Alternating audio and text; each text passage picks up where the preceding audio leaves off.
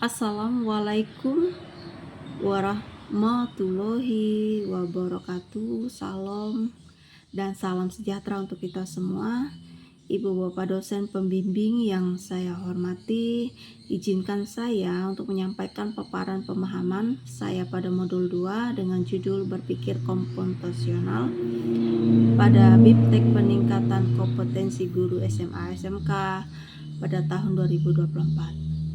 Setelah membaca dan memahami materi di modul ini, yang pertama yang saya pahami adalah berpikir komputasional merupakan cara untuk memecahkan masalah dengan tidak membuat orang lain mencoba berpikir layaknya sebuah komputer, saling melengkapi dan mengkombinasikan antara pemikiran teknis dan matematis.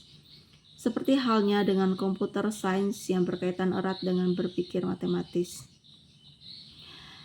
Penguasaan kecakapan berpikir atau pemikiran komputasi atau computational thinking sebagai salah satu teknik penyelesaian masalah menjadi sangat penting di masa sekarang untuk menyiapkan generasi penerus yang berdaya saing di era ekonomi digital.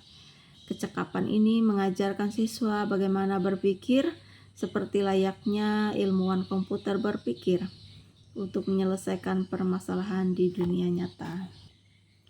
Setelah mempelajari modul ini, yang saya rasakan saya sangat berantusias dan saya sangat senang sekali karena saya mendapatkan wawasan dan ilmu pengetahuan yang baru tentang bagaimana memecahkan masalah seperti berpikir komputasional.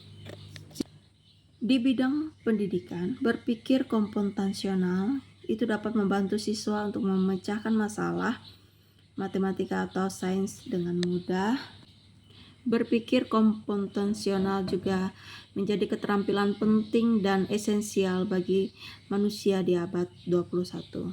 Sebagai contoh, dalam kegiatan pembelajaran berpikir komputasional secara unplugged, peserta didik dapat diajak berdiskusi untuk menyusun panitia studi wisata akhir tahun. Dalam kegiatan ini, peserta didik dapat belajar melakukan dekomposisi rencana besar dengan mengidentifikasi pekerjaan besar apa saja yang harus dilakukan, sehingga susunan panitia dapat ditentukan.